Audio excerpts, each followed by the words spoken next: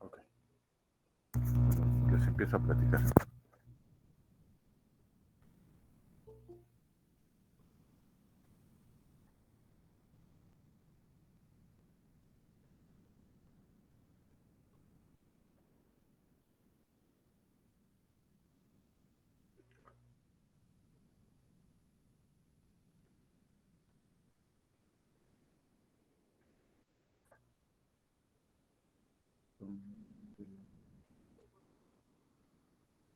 Bueno, pues voy a platicarles sobre los ensayos de preformulación. A ver,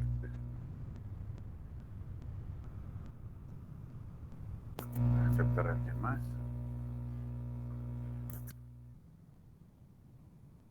Ok, entonces, eh, de los ensayos de preformulación. En esta, aceptar a alguien más. Entonces, el contenido de esta es algo sobre nuevos medicamentos, cuáles son los requisitos de farmacopea, eh, cómo visualizamos los ensayos de preformulación y luego un enfoque más particularmente sobre las propiedades físico-químicas del candidato o de la molécula que queremos trabajar. Tiene que ver ahí solubilidad en agua, en solventes y velocidad de disolución. Un poquito sobre el sistema de clasificación biofarmacéutica, platicarles sobre parte de la estructura cristalina y el hábito cristalino, y luego enfocarnos en propiedades de flujo, de higroscopicidad, del diámetro y en la distribución de tamaño de partícula. Y ya hacia el final hablar parte de estabilidad del candidato por efecto de la temperatura, por efecto de la humedad, del pH y de el efecto de la luz. Y ya para finalizar la parte de preformulación, hablar un poquito de compatibilidad fármaco-excipiente. Sobre los costos de un nuevo medicamento, yo les había dicho que cuesta entre 800 y 2.000 millones de dólares y se tarda un poco más de 10 años para la aprobación por la FDA. El promedio está arriba de 30 nuevas moléculas al año. Y esta perspectiva de descubrir un producto líder, empezar la parte preclínica, la fase 1, la fase 2, la fase 3, la fase 4, plantea cómo se hace el modelo en lo general, en las diferentes etapas, pero, por ejemplo, no se plantea un poco dónde iría el diseño o el desarrollo de la forma farmacéutica, ¿no? Entonces, la idea es pues que establecer en qué momento pudiese ser útil el diseño de la forma farmacéutica para que obviamente trabajemos en esa parte que es la que más nos preocupa en este momento, ¿no? Entonces, aquí quiero dejar claro que preformulación es diferente a formulación. ¿Aceptar a alguien más?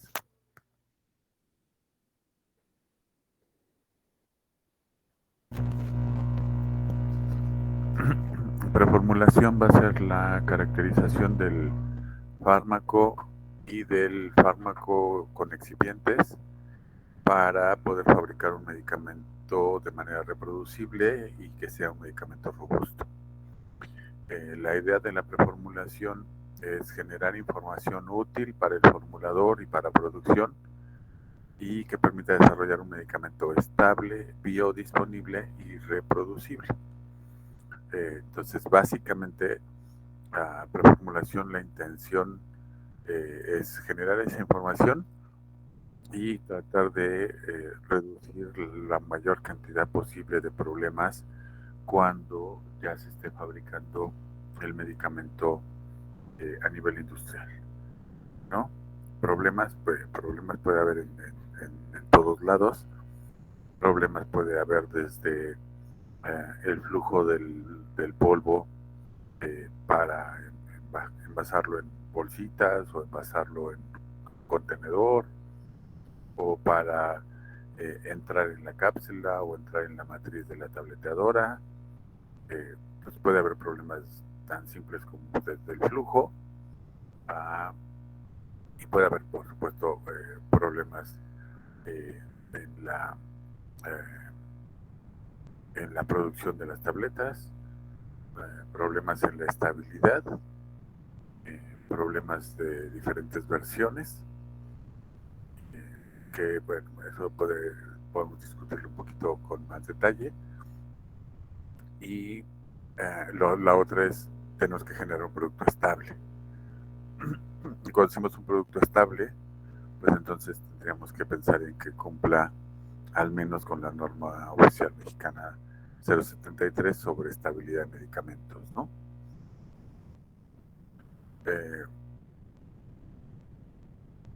Entonces, ¿dónde entrarían los ensayos de preformulación? Bueno, una vez que se define cuál sería la molécula que vamos a considerar como la líder o como la que vamos a desarrollar el producto, pues en cuanto definimos que vamos a entrar a los estudios preclínicos, es decir, a los estudios en animales, pues ya hay que definir qué tipo de forma farmacéutica le vamos a dar.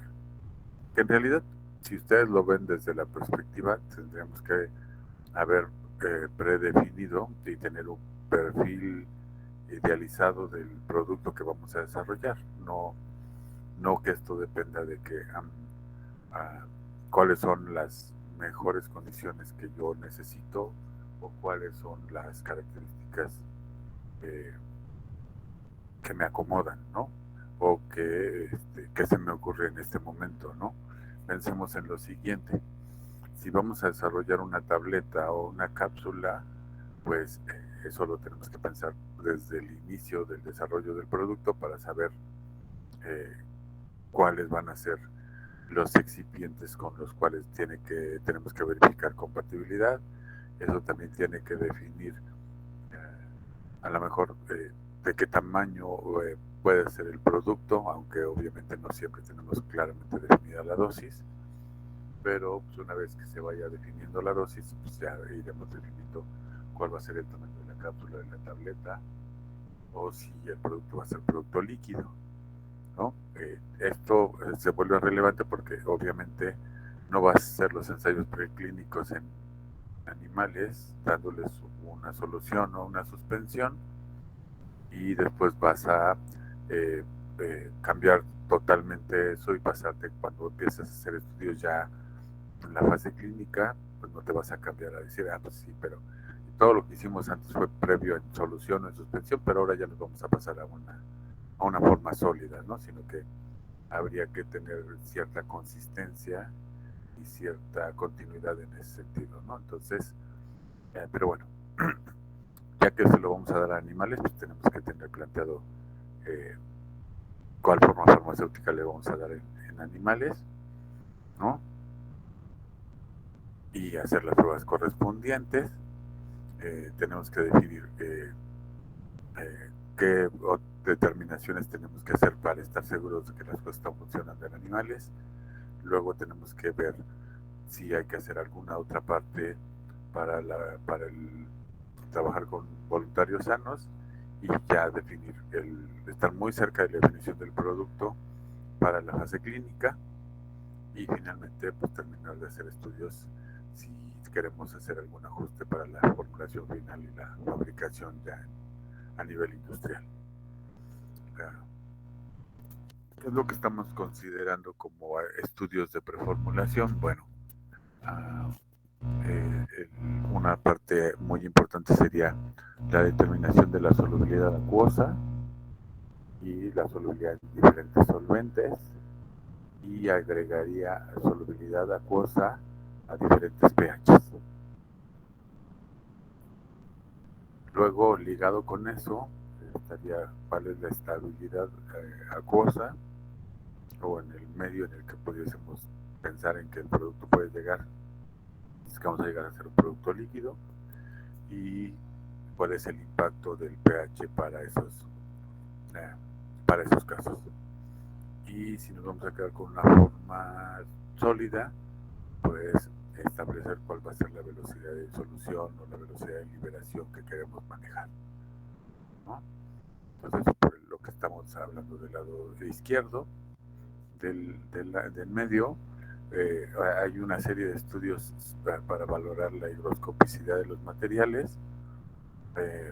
El equipo en México yo no conozco que esté instalado, pero la idea es tener una noción importante sobre si el fármaco en contacto con la humedad del aire se afecta o se modifica, o sea, se afecta en sus propiedades de polvo o se afecta en sus propiedades de estabilidad, que son cosas diferentes, pero que en cualquiera de los dos casos nos pueden afectar la fabricación del producto. En cuanto a compatibilidad fármaco-excipiente, en general son estudios que se dejan, digamos, casi al final de la preformulación, porque esto requiere que definamos cuáles son los excipientes con los que podemos poner en contacto el fármaco para poder hacer una valoración previa y poder, digamos, que tener un diagnóstico importante y evitar que se vaya a dar alguna reacción química dentro de la formulación y eso arruine el producto, ¿no? Entonces, por eso es relevante el hacer los estudios de compatibilidad fármaco-excipiente, aunque no necesariamente están puestos en ninguna declaración, digamos, que farmacopeica. Y otra cosa que normalmente, y ustedes los que hicieron la tarea ya vieron que la parte de cristalinidad puede ser importante, pero no se solicita para una cantidad grande de productos, ¿no? Para una cantidad grande de fármacos no se solicita, pero se ha vuelto muy relevante a lo largo de los años porque de alguna manera nos ayuda a definir una serie de cosas que antes no se tenían en cuenta y que tienen consecuencia en varias cosas, ¿no? Entonces, por eso es que es relevante la medición de la cristalinidad. Va ligado con la estabilidad en el estado sólido y curiosamente una vez que tenemos definido el cristal y luego pasamos a definir cuál sería la estructura externa del cristal o sí,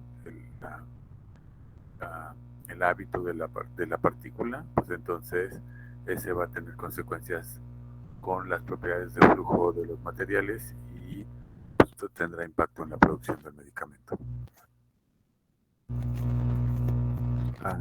Este no estoy muy seguro si lo alcanzan a leer, perdón, porque a lo mejor la letra está muy chiquita.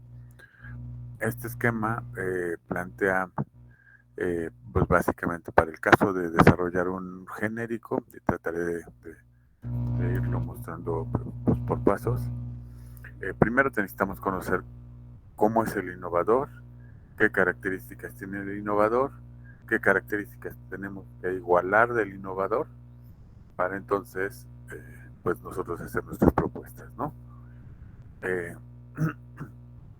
La idea es partimos con el mismo ingrediente activo, entonces vamos a tener varias rutas. Una es eh, cómo, cuáles son los excipientes con los que vamos a trabajar. Entonces nos iremos por esta ruta que está del lado izquierdo.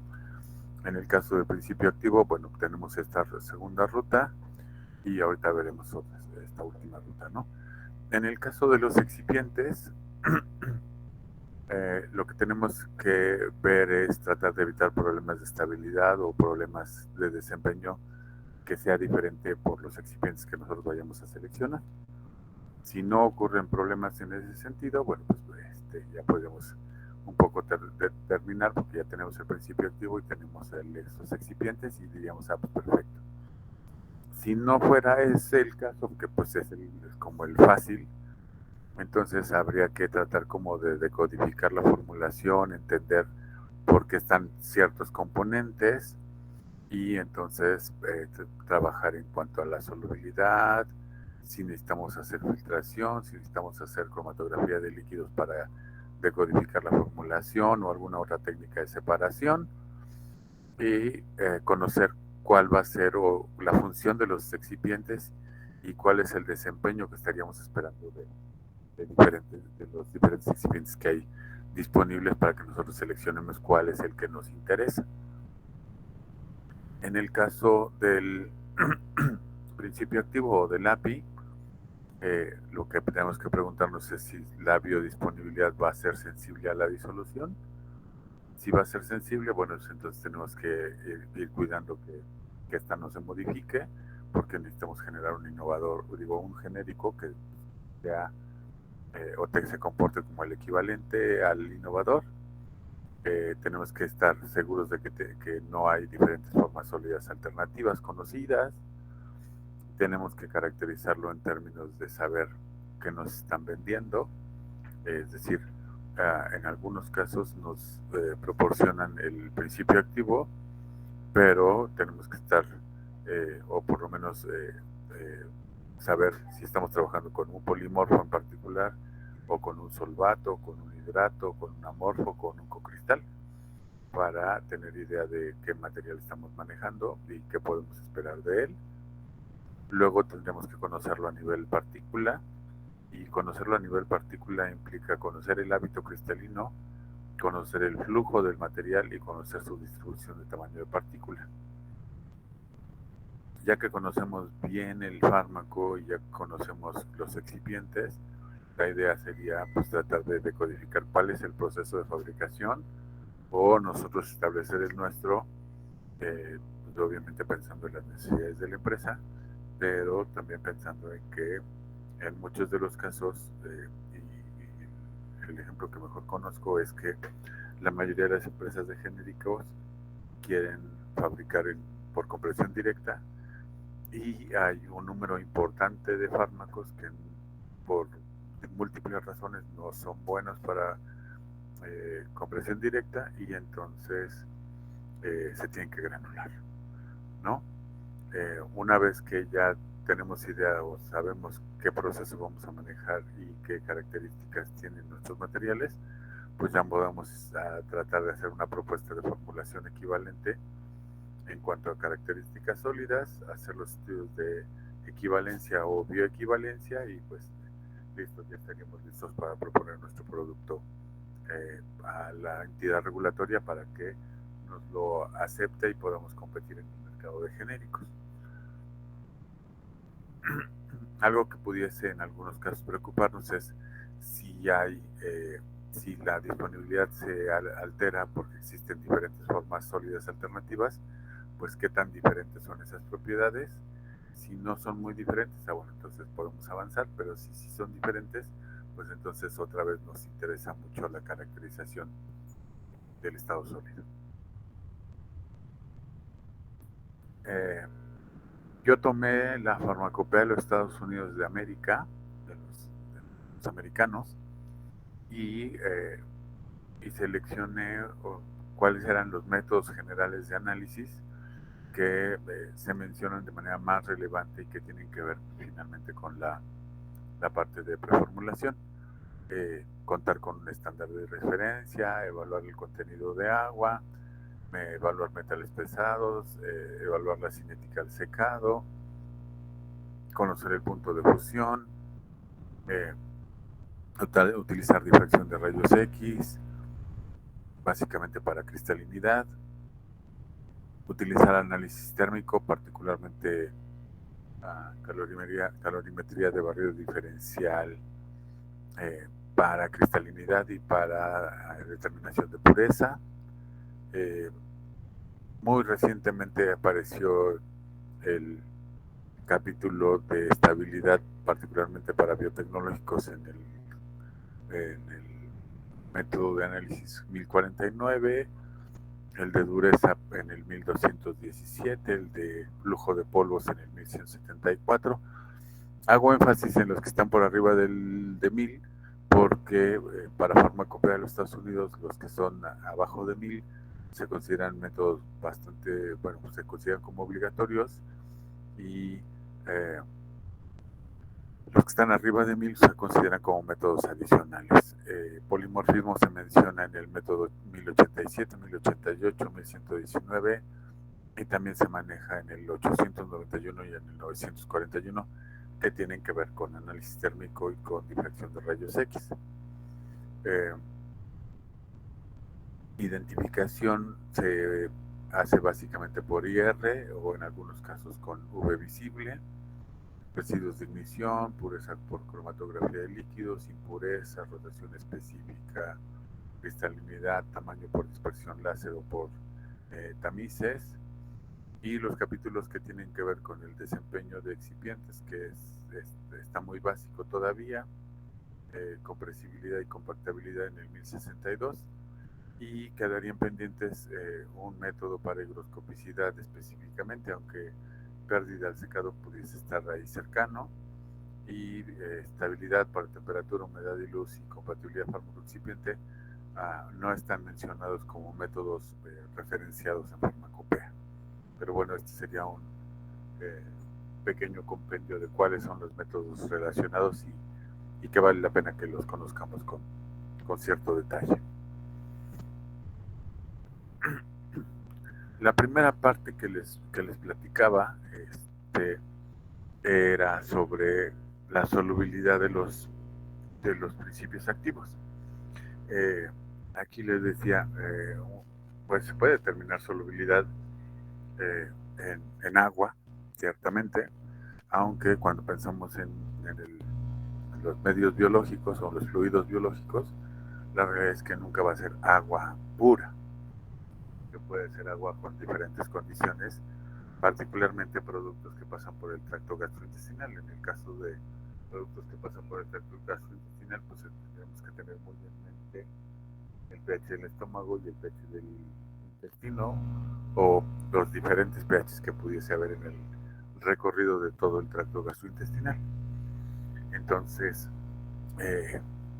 eso por el lado de saber cómo podemos manejar el fármaco, por el lado de saber en qué parte sería más fácil hacer la cuantificación, y también luego hacer la determinación de solubilidad en diferentes solventes. Particularmente pensemos en solventes en donde, o solventes de los más comúnmente utilizados en cromatografía de líquidos, para no tener que pensar en una variedad amplísima de solventes, pero que en la realidad muchos de ellos tecnológicamente no serían útiles para el trabajo. Pero bueno, esas son las alternativas que tienen que ver con la solubilidad del fármaco. En el caso de la figura que ustedes están viendo, lo que quiero que vean es que esta es la molécula del naproxeno. Es un reporte de 1978, pero es importante en términos de cuando trabajamos con naproxeno, digamos que la forma ácida no disociada, entonces nos vamos a encontrar con que a pHs alrededor de 2, 3 y 4, la solubilidad es, diré que es muy baja, ¿no? De hecho, el naproxeno está considerado en la categoría del sistema de clasificación de farmacéuticos, está catalogado como de baja solubilidad. Pero bueno, tiene baja solubilidad y está alrededor de menos 1.8 de solubilidad total, ¿no? ¿Qué es lo que pasa con la solubilidad? Si en lugar de usar el naproxeno en la forma ácida, utilizamos diferentes sales de naproxeno, la sal potásica, la sal de sodio, la sal de magnesio o la sal de calcio. Bueno, lo que vamos a encontrarnos es que después del pKa, que es cuando se empieza a disociar el fármaco, pues, va a empezar a crecer de manera logarítmica. Aquí se ve que es un crecimiento lineal, pero si se fijan en la escala de la izquierda, pues es una escala logarítmica. Entonces, va a crecer la solubilidad y en un primer caso llegaremos como hasta un límite máximo. Este caso corresponde al de la sal de calcio, en donde se mejoró la solubilidad trabajando hasta, bueno, entre 4 y 6 se mejoró la solubilidad, y cuando llegamos a 6, digamos que se alcanza un límite de saturación de la solubilidad y ya no mejora. Cuando trabajamos con la sal de magnesio es un poco mejor todavía, y se alcanza la saturación por ahí de pH de 6. Si trabajamos en cambio con la sal de sodio, podemos llegar prácticamente a un pH de 8. La solubilidad todavía mejoró varias veces más y llegamos a la saturación. Y finalmente, si trabajamos con la sal de potasio, pues entonces nos vamos a encontrar con que se satura, en el caso de la sal de potasio, se satura en el valor más alto y hemos alcanzado un valor aproximadamente, diré que de 2.6, comparado con el valor de menos 1.8 que teníamos inicialmente, ¿no? Entonces, la verdad es que pues la mejora es relevante, ¿no? Y aquí les preguntaría, si la escala es logarítmica, entonces pensemos en que el valor mínimo es 1.8 y que el valor para la sal de potasio es 2.6. ¿Alguien de ustedes me puede decir cuántas veces mejoró la solubilidad del naproxeno, en este caso potásico, comparado con el naproxeno no disociado? ¿Alguien puede decirme como cuántas veces mejoró la solubilidad?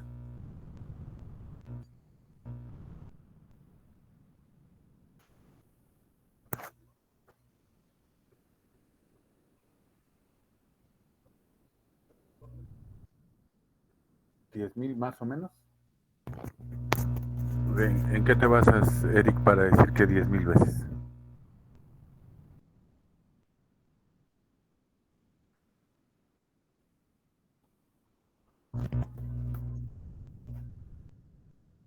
Ok.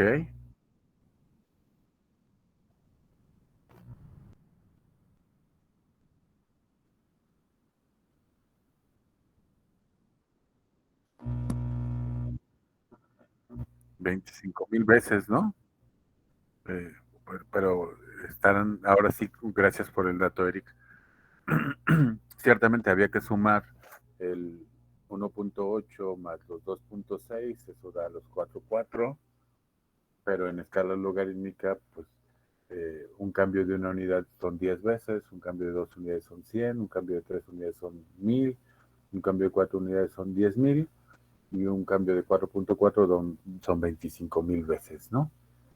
Eso quiere decir que si la solubilidad era 1 miligramo por mililitro, pues imagínense, subió 25,000 veces, ¿no? Entonces, es relevante la, las veces que puede cambiar la solubilidad por, en este caso, básicamente por eh, trabajar con la forma básica, bueno, la forma, la forma ácida no disociada, o trabajar con sales diferentes de moléculas que pudiesen afectar o, en este caso, pues mejorar de manera relevante la solubilidad del fármaco, ¿no? Así como está este ejemplo de que pueden ser sales de calcio, de magnesio, de sodio o de potasio, pues seguramente habrá una lista larga de diferentes contrayones que se pueden utilizar para pues, formular diferentes moléculas, ¿no? Pero bueno, ahorita no vamos a hablar de esa lista larga, solo quería que este gráfico les mostrara lo importante que puede ser considerar el pKa de la molécula, porque si tiene pKa, pues entonces ya sabemos que pues se va a disociar, y si se va a disociar, pues adelante de ese valor de pKa, pues tendremos mejor solubilidad. Una regla empírica, pero general, que se utiliza en eso es que a 2 unidades arriba del pKa, pues ya generan una mejora significativa en la solubilidad de la molécula que se esté trabajando. Perdón. Una cosa que habría que considerar es que si en lugar de que estemos hablando de una molécula de un ácido débil que se disocia y que mejora la solubilidad conforme sube el pH, también va a ocurrir el caso contrario con moléculas que sean de comportamiento, digamos que contrario a eso, que serían moléculas básicas y que a pHs altos no se disocian, pero que se van a disociar conforme bajemos el pH. Ejemplo de esto puede ser el atenolol o el propanolol, en donde pues, ustedes pueden ver que a pH arriba de 11 tenemos la solubilidad más baja, pero en la medida en la que bajamos el pH y nos quedamos en este caso con un pH alrededor de 9, pues ya la solubilidad mejoró por lo menos 10 veces, ¿no? Una unidad logarítmica en este caso, ¿no? Por lo menos 10, chance más, ¿no? También esto nos diría que a pHs arriba de 10 probablemente podríamos formular el atenolol como suspensión y que dependiendo de las condiciones, si nosotros bajamos el pH y que además sería muy conveniente para generar un jarabe pH 8, pH 7, pues el atenolol podría ser una solución sin mayor problema por el hecho de que se estaría ionizando y podría pues obviamente solubilizarse. En el caso del propanolol, vemos que a partir de pH 10 pues tiene la menor solubilidad determinada y que en la medida que bajamos el pH, sube la solubilidad, podemos pasarnos a algo que sería como a valor de pH 7 y vemos que ya se movió 10, 20, 30, 30 veces, o bueno, no es cierto, no 30, sino se está moviendo 1, 2, 3 unidades logarítmicas de solubilidad, lo cual serían alrededor de 10 veces, 100 veces, un poco más de 100 veces, ¿no? Entonces, y en el caso propanolol, pues otra vez podríamos tener suspensión por este lado o podríamos tener solución por este otro lado, ¿no? Entonces, me regreso. El comportamiento general para ácidos débiles sería este: sube la solubilidad en función de que crezca el pH. Para bases débiles, sube la solubilidad conforme bajamos el pH.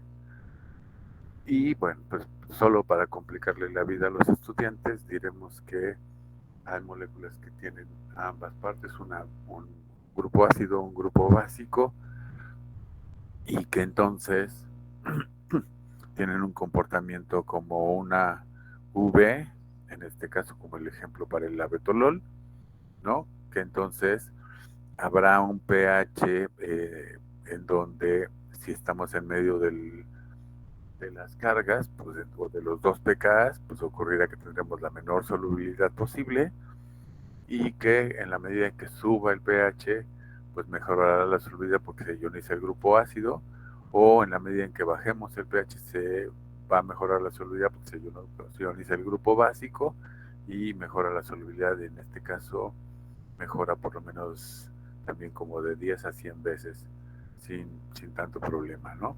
Entonces, aquí tendríamos un producto de baja solubilidad, precipitado, en buena suspensión, y podríamos tener producto soluble en condiciones de este lado, ¿no? Y entonces tendríamos un producto soluble a pH 6 o menos de 6, o tendríamos un producto soluble a pH por arriba de 11 en este caso, ¿no? Entonces, claro que pues se vuelve muy relevante cuál es la solubilidad del producto y cuál es el pH en el que podemos o queremos trabajarlo.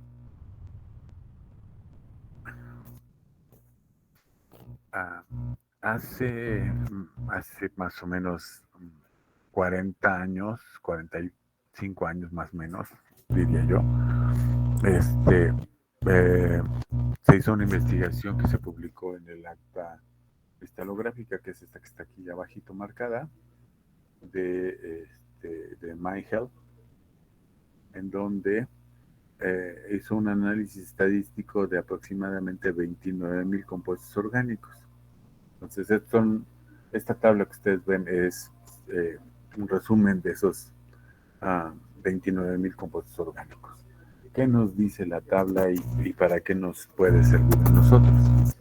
Bueno, nosotros nos agradaría que siempre trabajáramos con sistemas cristalinos cúbicos porque pues son las más fáciles de manejar, más fáciles de medir y todo, ¿no? La realidad es que para compuestos orgánicos solo hay el 0.5% de presencia de compuestos cúbicos. Entonces, digamos que realmente serían de los menos frecuentes. En la naturaleza hay un 20% que es importante su frecuencia, ¿no? Esto de redes de Bravais lo que quiere decir es que puede existir cúbicos primitivos, cúbicos de cara centrada y cúbicos de cuerpo centrado. Entonces, la P es de primitivo, la F es de cara centrada o face, y la I es de cuerpo centrado, ¿no? Entonces, las redes cristalinas todas tienen estructuras primitivas, algunas tienen de cara y de cuerpo centrado, la tetragonal tiene de cuerpo centrado y la ortorrómbica tiene de cuerpo centrado, de cara centrada y de extremo centrado, solamente para especificar cuáles son las letras que se están manejando. Y los parámetros, pues con conocer la longitud, ya sabemos que los cúbicos con eso podemos definir un cubo, es decir, con que conozcamos la dimensión de una de las aristas. Para el caso de los hexagonales necesitamos 2 dimensiones, para el caso de los trigonales necesitamos una dimensión y un ángulo, para los tetragonales 2 dimensiones, para los ortorrómicos 3 dimensiones, para los monoclínicos necesitamos 3 dimensiones y un ángulo, y para los triclínicos necesitamos 3 dimensiones y 3 ángulos. Estos son los más complicados. Bueno, el final de la historia y lo que ustedes ven en los cuadritos rojos es que los sistemas cristalinos ortorrómbicos en compuestos orgánicos están presentes en un 25.8%, los monoclínicos, que serían los más importantes o de mayor importancia presentes en compuestos orgánicos, son 53.7%, y los triclínicos un 14.8%. ¿Qué quiere decir con eso? Que básicamente cuando trabajemos con moléculas pequeñas orgánicas, pues estaremos trabajando, considerando un 95% de probabilidades, estaremos trabajando con triclínicos, monoclínicos u ortorrómbicos. Eso es lo que nos quiere decir la tabla, y entonces tendríamos que preocuparnos porque estos son los más complicados, y dependiendo de la estructura cristalina es un poco cómo va a ser su comportamiento para formar partículas, para el hábito cristalino, para el flujo de los polvos y para la compactación en el caso de hacerlos por tabletas, ¿no?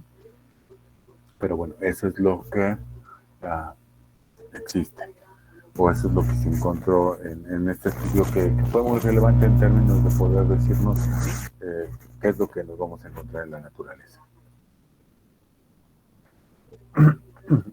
Difracción de rayos X, pues se considera como la técnica uh, más certera en términos de definir cuál es la estructura cristalina de un compuesto.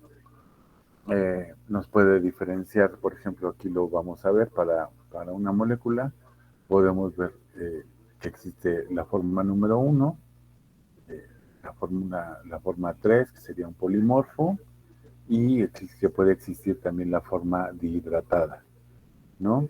Entonces, pues tener la forma 1 o la forma 2 pues, sería totalmente diferente en cuanto a estructura cristalina, o la forma dihidratada pues, sería también muy diferente en términos de qué tipo de molécula o qué tipo de material estamos manejando. Para el caso de tener que hacer en algún momento difracción de rayos X, lo que ocurre en México es que prácticamente ninguna compañía farmacéutica tiene un difractómetro de rayos X, pero puede contratar el servicio con alguna universidad que le haga pues el patrón de difracción de rayos X de la molécula que quiere analizar, ¿no?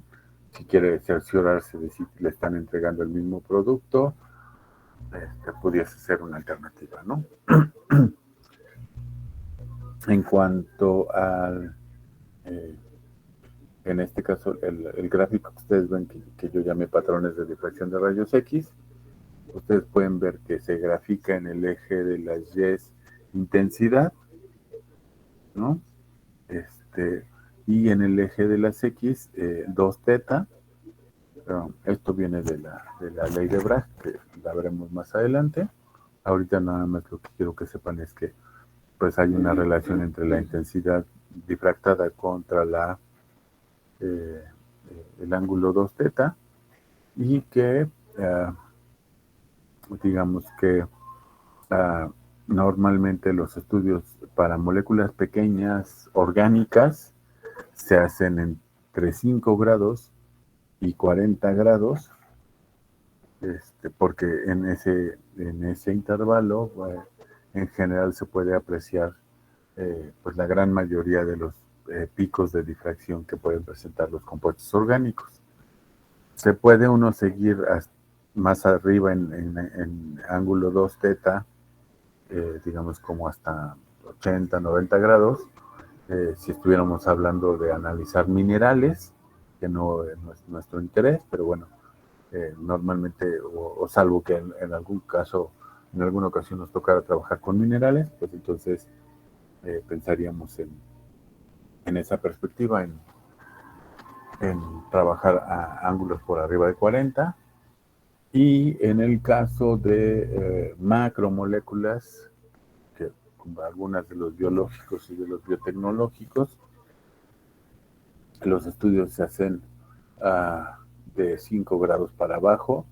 Es un equipo diferente, se llama difracción de rayos X de ángulo bajo, y pues son para moléculas muy grandes. Entonces, puesto en cuanto a la relación con el ángulo 2 teta, de 5 grados para abajo estaríamos hablando de moléculas grandes, de 5 a 40 estaríamos hablando de moléculas orgánicas, y arriba de 40 estaríamos hablando de minerales que en general tendrían metales, y que eso serían pues moléculas más pequeñas todavía, ¿no?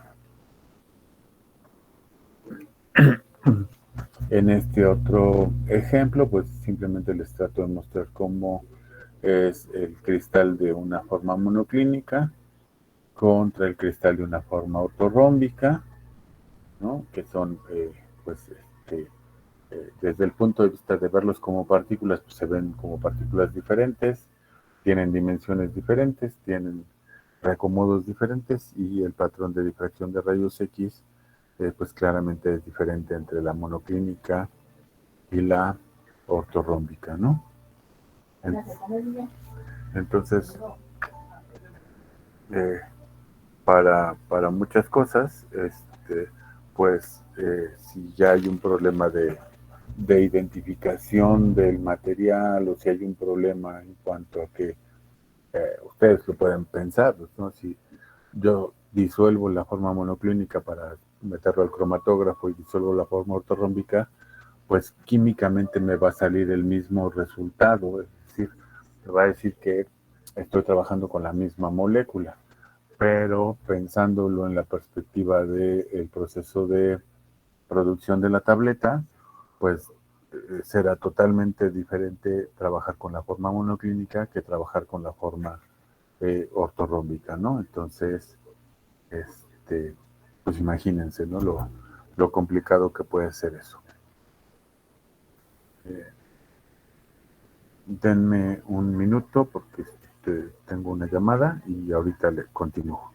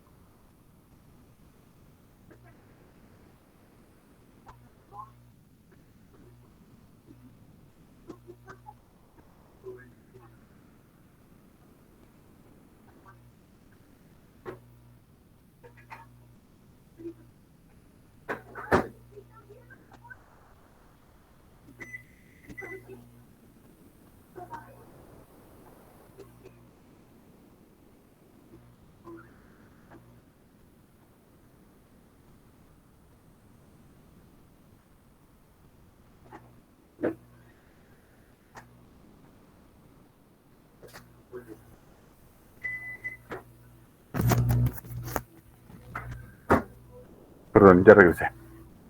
Entonces, pues esto sería otra perspectiva, digamos que diferente de una estructura del acetaminofén, digamos que el famosísimo acetaminofén, de la forma 1, la forma 2, y, y que lo pueden ver en forma monoclínica o ortorrómbica. Sería importante mencionar que acetaminofén es un modelo que se toma muchas veces en tecnología farmacéutica de una molécula que es muy cristalina, que va en alta dosis y que en general es difícil de comprimir. Entonces, si quieres trabajar con un material difícil de comprimir, puedes probar con hacer tabletas de acetaminofén, y si te salen bien, pues ya existe un reto interesante. Entonces, pero pues no es el único fármaco que puede presentar polimorfismo, pues muchos pueden presentar polimorfismos. En el caso de la parte más con más detalles de cristalografía, pues eh, si se puede hacer un análisis más fino, pues entonces se puede determinar cuál es el grupo espacial que le corresponde al cristal que se está estudiando. Se puede definir cuáles son las dimensiones de las aristas A, B y C. Y dependiendo de la estructura, pues en algún caso probablemente se conozca el ángulo beta en este caso, y puede ser pues diferente para la forma 1, y para la forma 2 y la forma 3 puede 90 grados, ¿no? Entonces, eso nos puede decir si nos están entregando el mismo producto o nos están entregando un cristal diferente, aunque, aunque químicamente sea el mismo material. Otra cosa que eh, pasa en el siguiente nivel, que sería en el nivel como de partícula. En general, farmacopea plantea que existen partículas en forma de aguja o aciculares, en forma de navajas, en forma de placas, en forma de columnas o en forma de tabular o de tabiques o formas equivalentes. ¿Qué es lo que les quiero platicar en este sentido? Es que uh, a veces los fabricantes de fármacos y de excipientes hacen modificaciones no muy fuertes en sus procesos de fabricación, pero sí pueden ser significativas para muchas cosas, ¿no? Aquí, por ejemplo, cuando hacían la recristalización a pH 7.2, pues claramente se ve que eso está generando una especie como de placa. Si lo hacen la recristalización a pH 6.6, pues más bien pareciera que estamos haciendo una especie como de columna, o entre columna y tabique. Y si lo hacen a pH 7.5.7, pues vean cómo esto crece realmente como una columna alargada, ¿no? Entonces,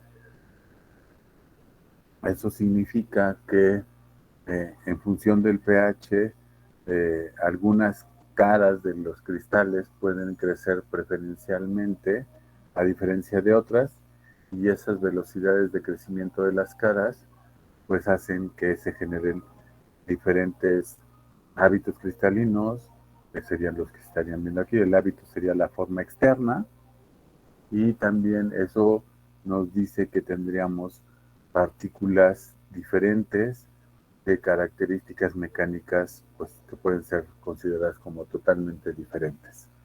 Entonces, eso para tener en consideración el hábito cristalino o la morfología externa de las partículas, ¿no?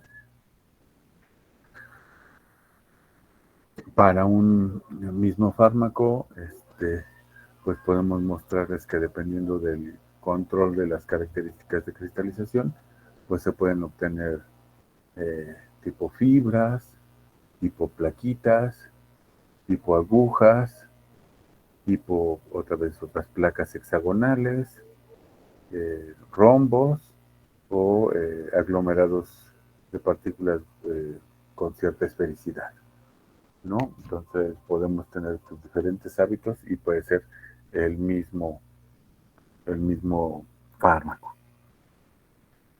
En el caso del itraconazol, pues este otro ejemplo son fotografías de microscopía electrónica de barrido, cristales de itraconazol sin tratamiento, los primeros.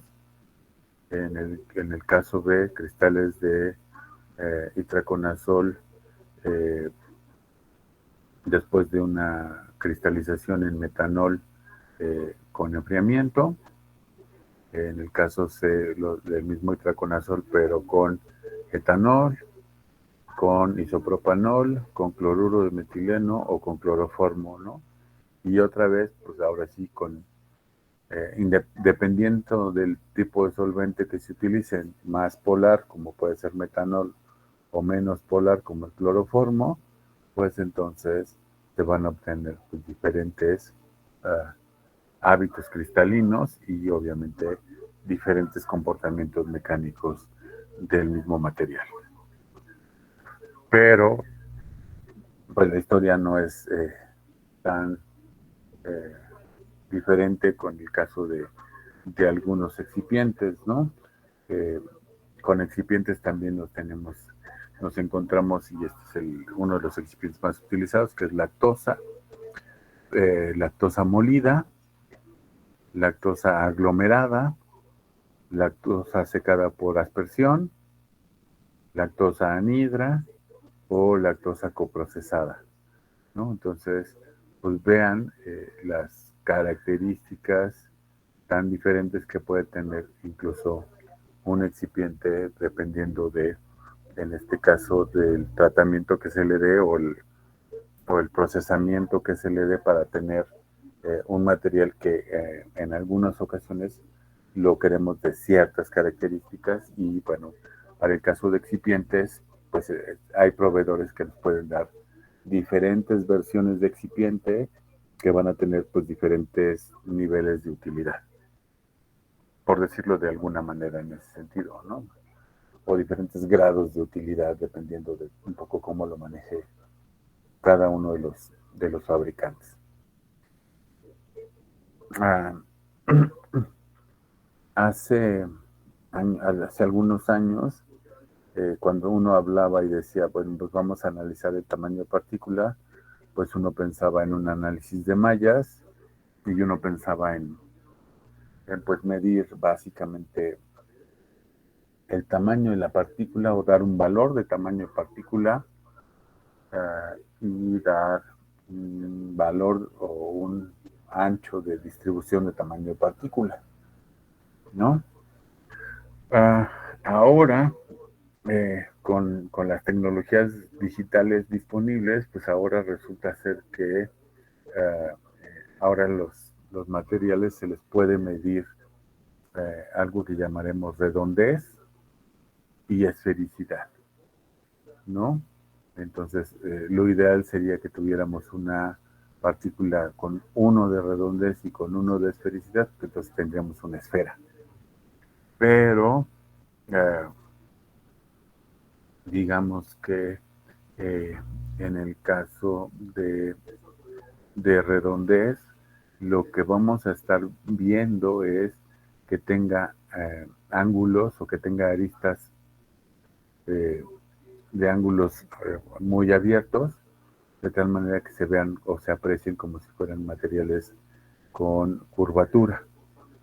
En la medida en que aumenta la curvatura, pues va aumentando la redondez. En la medida en que disminuye la curvatura y empiezan a aparecer aristas de 90 grados u otros grados, pues obviamente tiene picos y esos picos reducen la redondez. Eso por el lado de los ángulos y de las aristas. Por el lado de la esfericidad, pues lo que nos vamos a encontrar es si la partícula es más bien alargada o la partícula está más bien siendo simétrica, digamos que entre el eje de las X y el eje de las Y. Claro, podría ser cuadrada, ¿no? Pero en este caso lo estamos así asignando hacia esfericidad.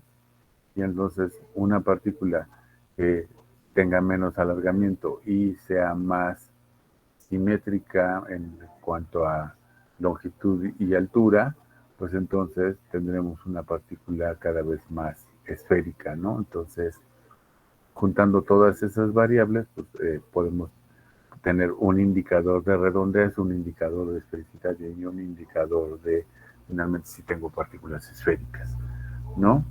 Entonces, nuestros materiales pueden ser esféricos o recubiertos, alargados, con aristas, aglomerados, etcétera, ¿no? Pero bueno, eso es como parte del futuro y parte de lo que sí se puede hacer los materiales. Ahora bien, en cuanto a características de los materiales, digamos que solos, podemos hablar de características de las partículas, interacciones de las partículas y funcionalidad y desempeño. En el caso de las partículas, como acabamos de ver, se puede medir el tamaño, la forma, ¿cómo se llama? La rugosidad de la superficie, la elasticidad, la hidroscopicidad o la hidrofobicidad, o incluso si es sensible a cargas eléctricas.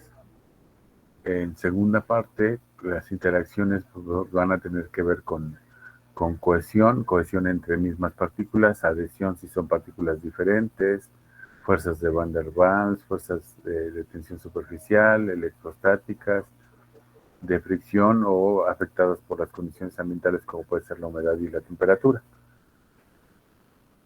Y entonces, y bueno, hacia el final la funcionalidad va a darnos pues un índice de flujo o en un índice de mezclado, un índice de dispersabilidad, un grado de aglomeración o de formación de compactos de polvos o comportamientos de fractura en nuestros materiales.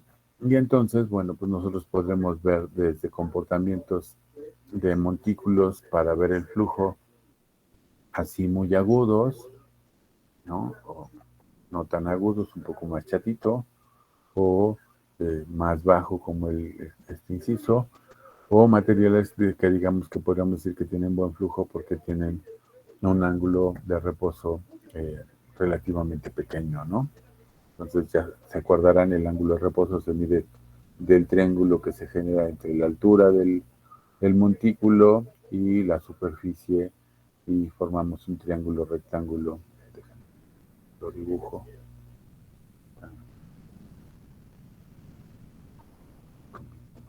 Entonces, tendríamos un triángulo rectángulo de esta parte con esta parte y la unión hacia este lado, ¿no? Entonces ahí estaríamos viendo el ángulo de reposo y este lo veríamos pues, más pequeño en esta zona que el ángulo que vemos en cualquiera de los otros montículos.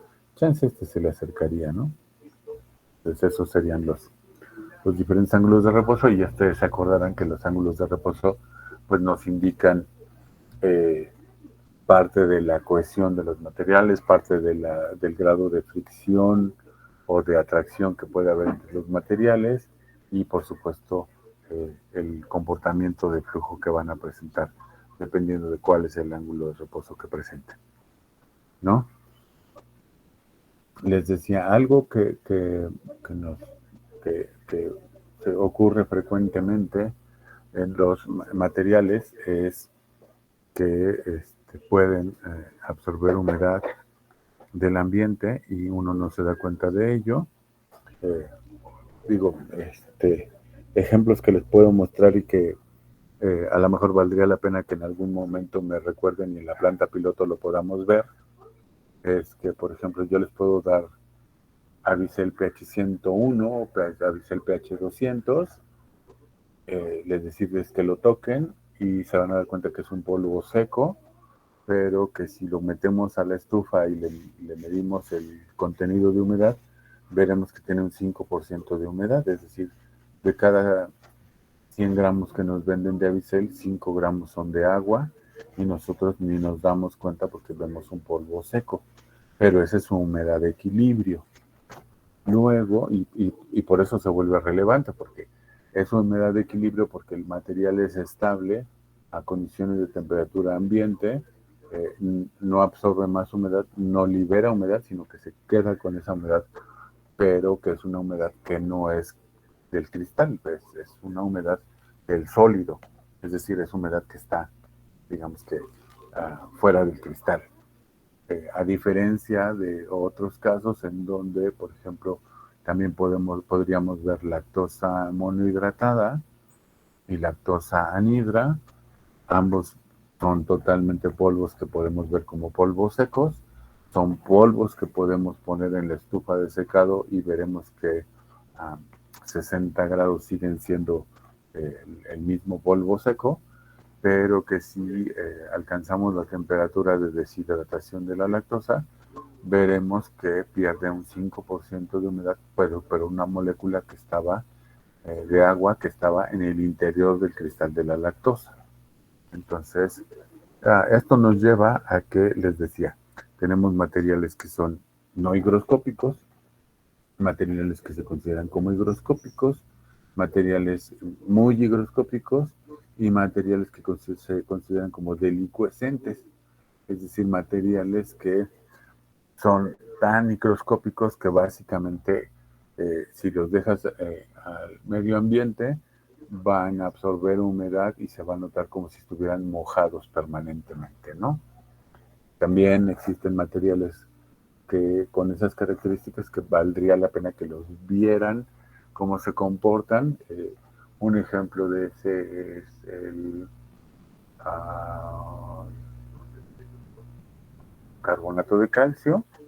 Ustedes lo dejan al ambiente y a los 5 minutos ya lo ven ustedes mojado alrededor de él o incluso disolviéndose porque la cantidad de agua que va a absorber hace que el material se disuelva, ¿no? Pero podemos hacer la prueba con una pequeña muestra de carbonato de calcio, ¿no?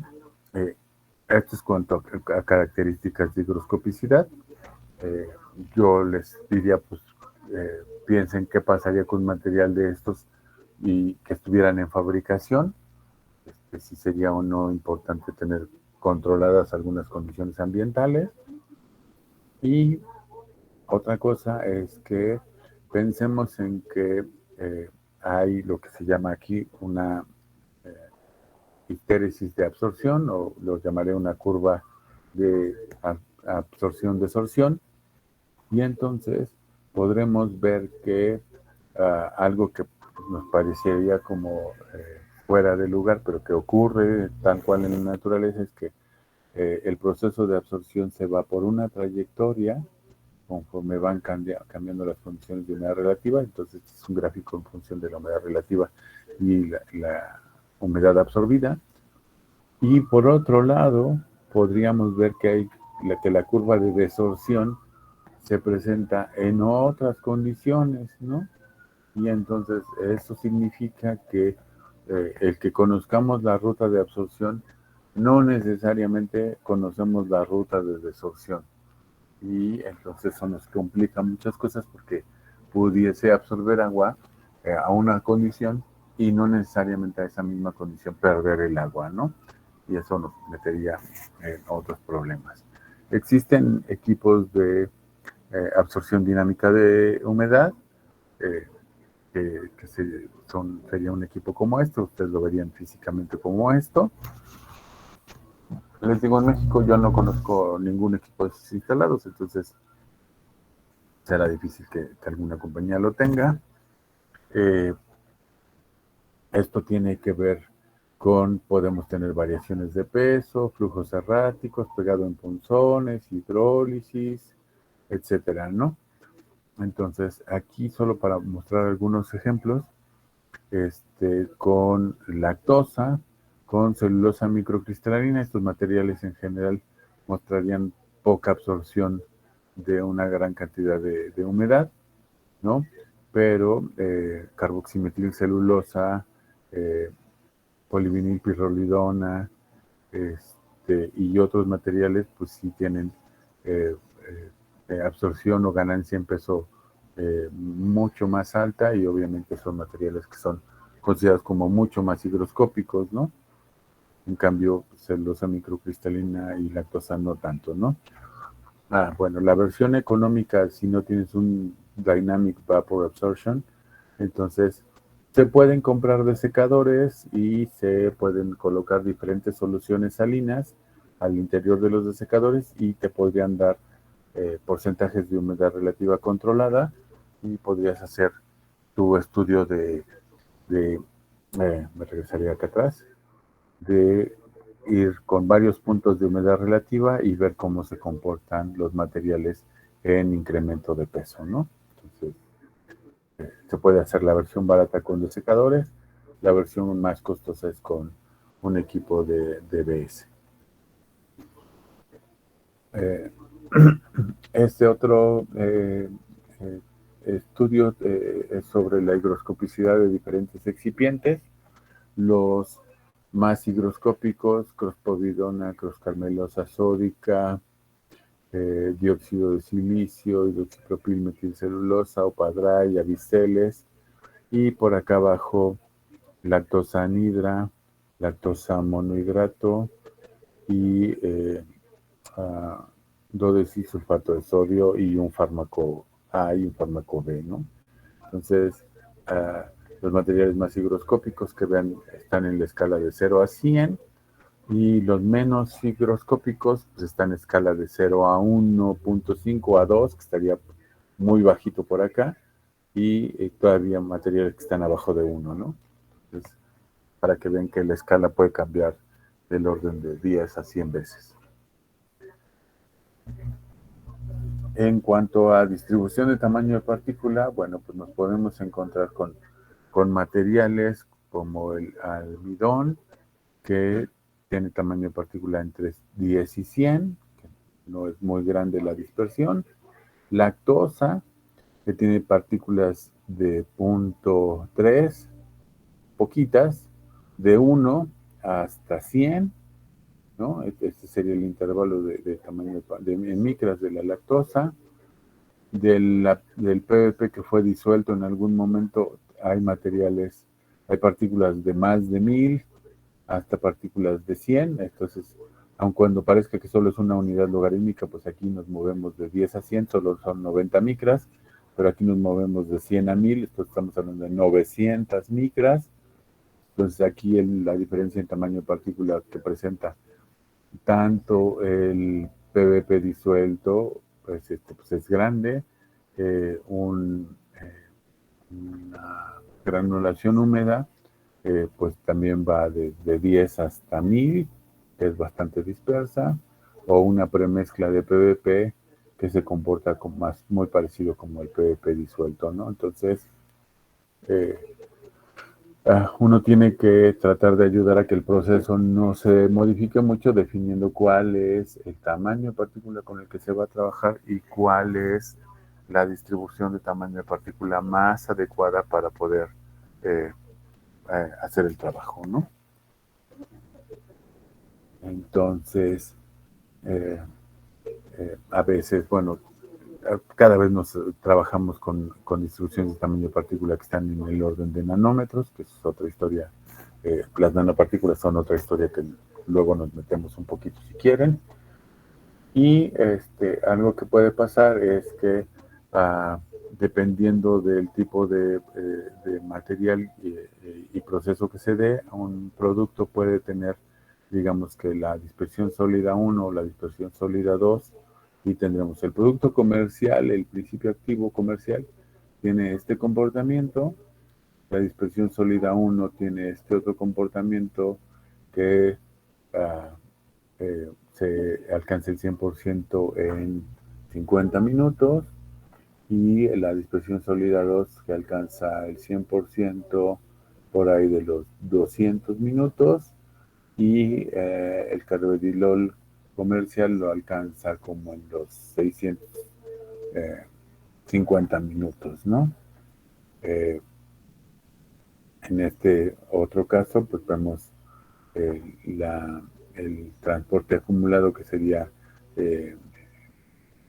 la concentración en nanogramos por mililitro, y vemos la dispersión sólida 1, la dispersión sólida 2, la mezcla 1, la mezcla 2 y el comercial, ¿no? Entonces, dependiendo del proceso, dependiendo de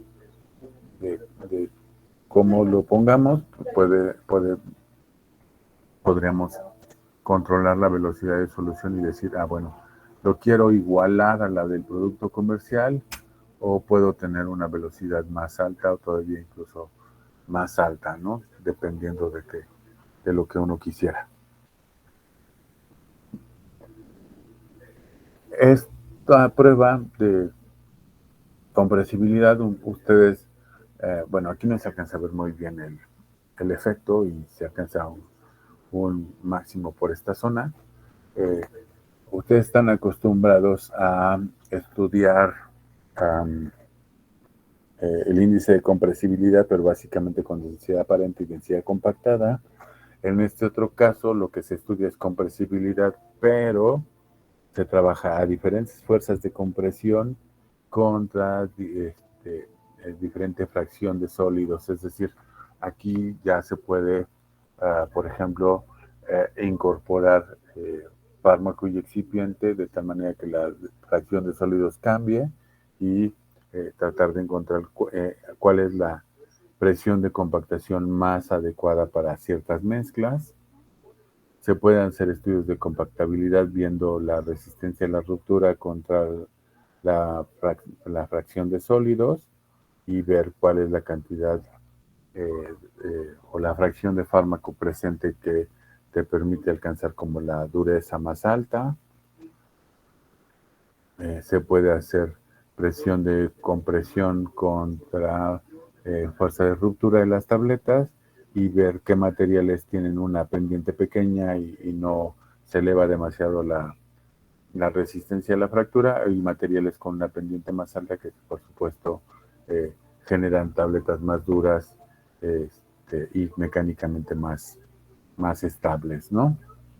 En algún momento alguien hizo un estudio pensando en que podía trabajar con agujas, con romboedros, con hexágonos y con rectángulos y con placas, y podemos ver que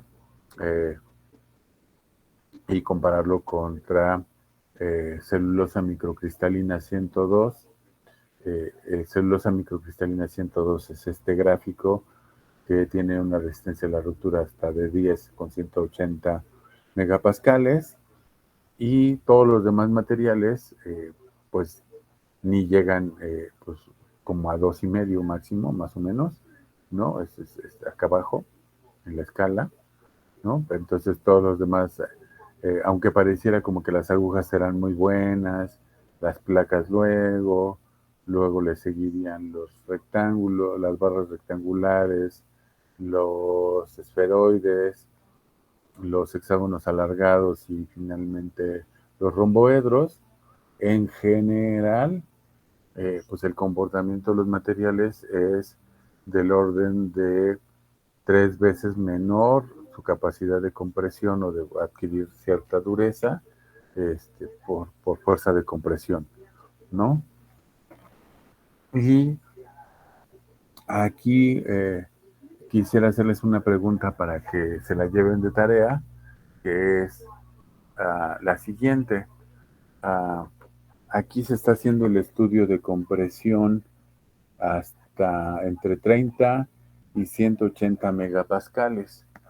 La pregunta sería, ¿a qué presión pueden trabajar las compresoras que fabrican tabletas pues comercialmente? Si trabajan a estos hasta 180 megapascales o trabajan a presiones de compactación más altas o más bajas respecto a este intervalo de presiones, ¿no?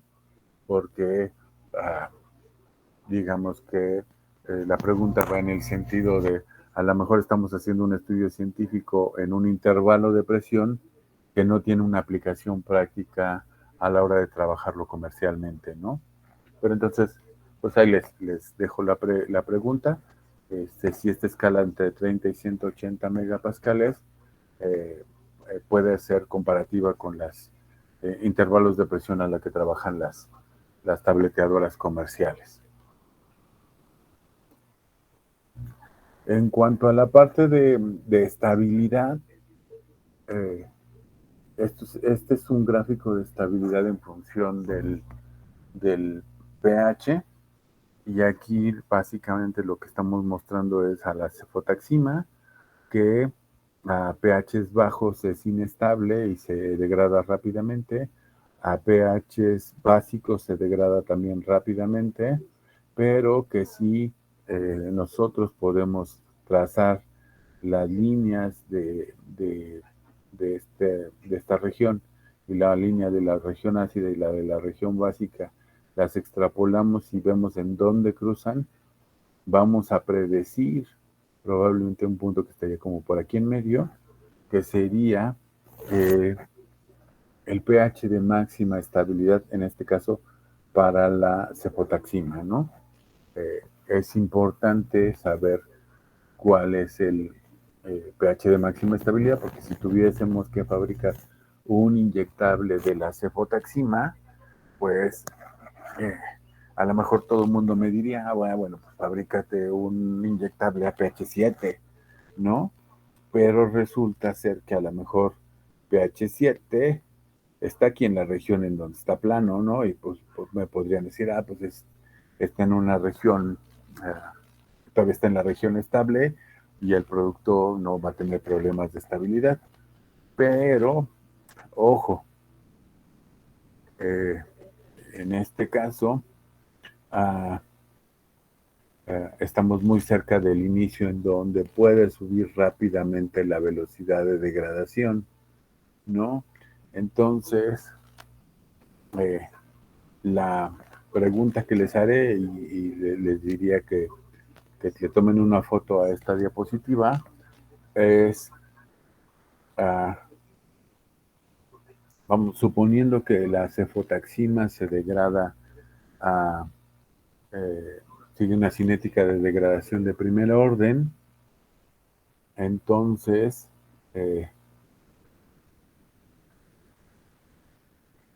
la pregunta sería, eh, utilizando por supuesto la ecuación de degradación de primer orden, ¿cuál sería el tiempo de vida media que presentaría una solución de cefotaxima, ¿no?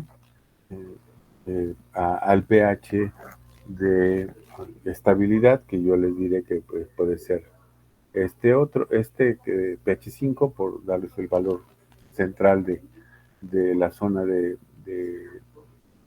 digamos que de donde no se modifica ya la velocidad de degradación. Entonces les preguntaría cuál es, según ustedes que calculen, cuál sería el tiempo de vida media de una solución de cefotaxima a un pH de 5, ¿no? Pero bueno, se los dejo de tarea junto con la pregunta de las presiones, este, solo pues para que se entretengan un poquito ahorita que no están yendo a clases porque tenemos el problema de huelga.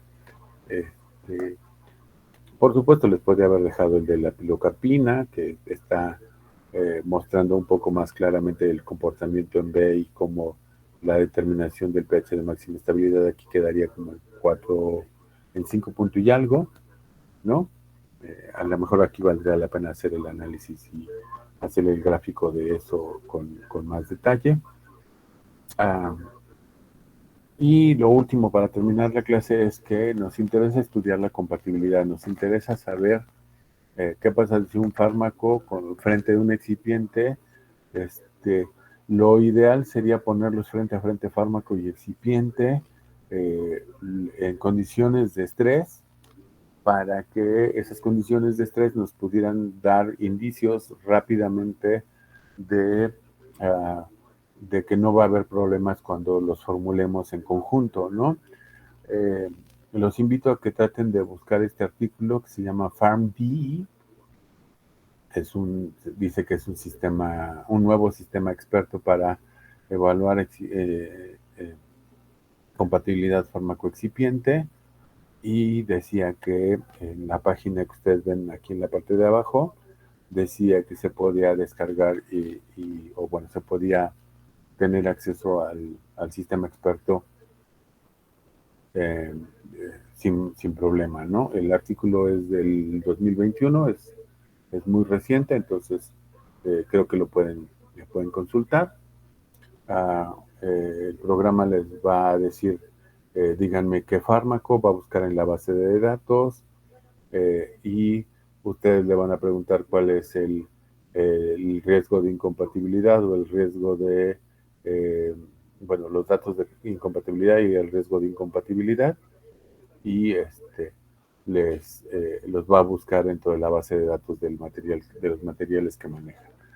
Para que se den una idea de lo problemático que puede ser la compatibilidad fármaco-excipiente, pues vean cómo lo que originalmente pueden ser polvos blancos o ligeramente cafecitos, si los sometemos a cierto tiempo a temperatura, pues verán cómo todos estos nos llevaron a polvos negros, ¿no? Y obviamente nadie quiere tener una tableta de color negro.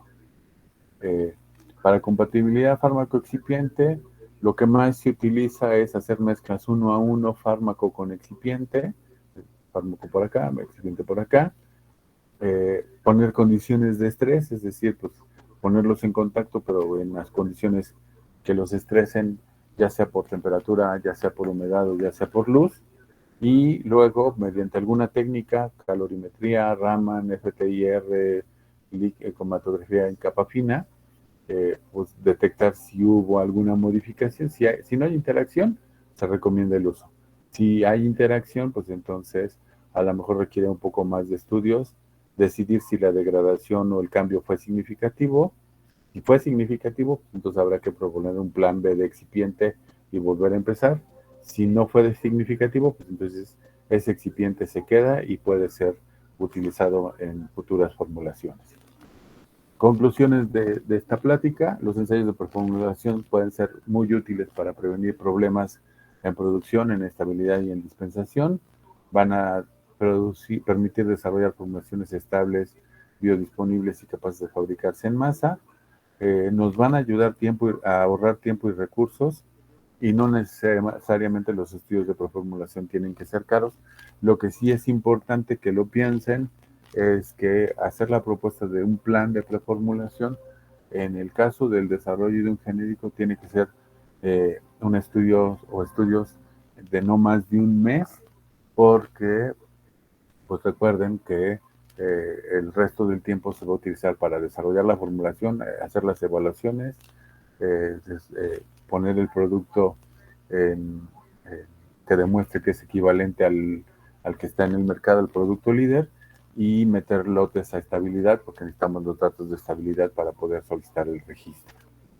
Entonces, muchas gracias. Si tienen alguna pregunta, pues ustedes díganme. Entonces, déjenme, me paso por acá. ¿Mm?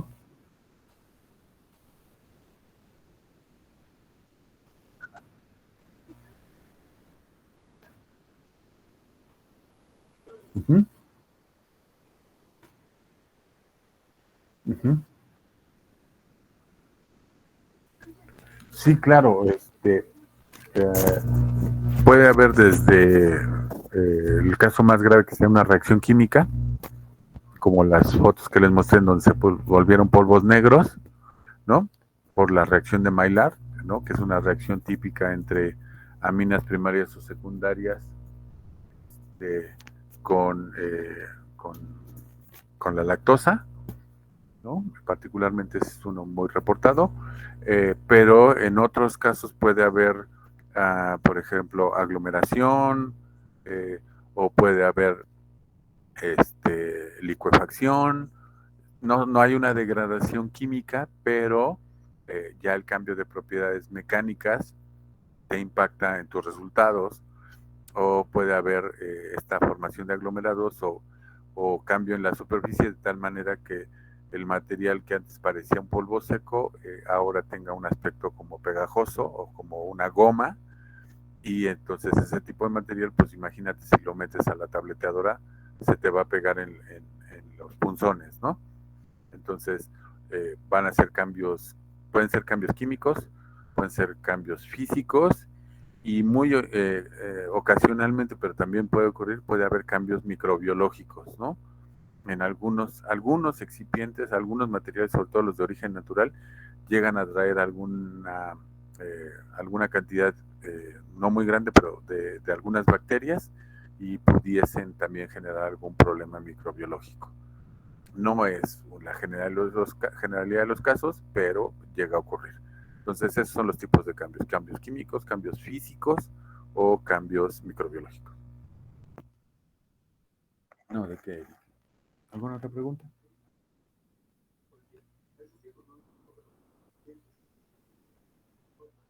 Ok, entonces ahí vamos a dejar la clase. Por favor, recuérdenme que la próxima clase mencione algunas de las tareas que me enviaron. Creo que hay algunos ejemplos interesantes que vale la pena que revisemos. Y bueno, ya continuamos con la clase. ¿Vale? Sí, les digo que había cierta posibilidad de que se declare inexistente la huelga. Si eso ocurre, ocurrirá en el transcurso del día de mañana o pasado. Si se declara inexistente la huelga, pues obviamente avisaremos por todos los canales que tengamos para que regresen a clases y nos veamos en clases la próxima semana. Y si no, bueno, pues seguiremos trabajando en línea. ¿Vale? De acuerdo. Está bien, gracias. Ok, nos estamos viendo. Gracias, doctor. Hasta luego. Hasta luego. Hasta luego.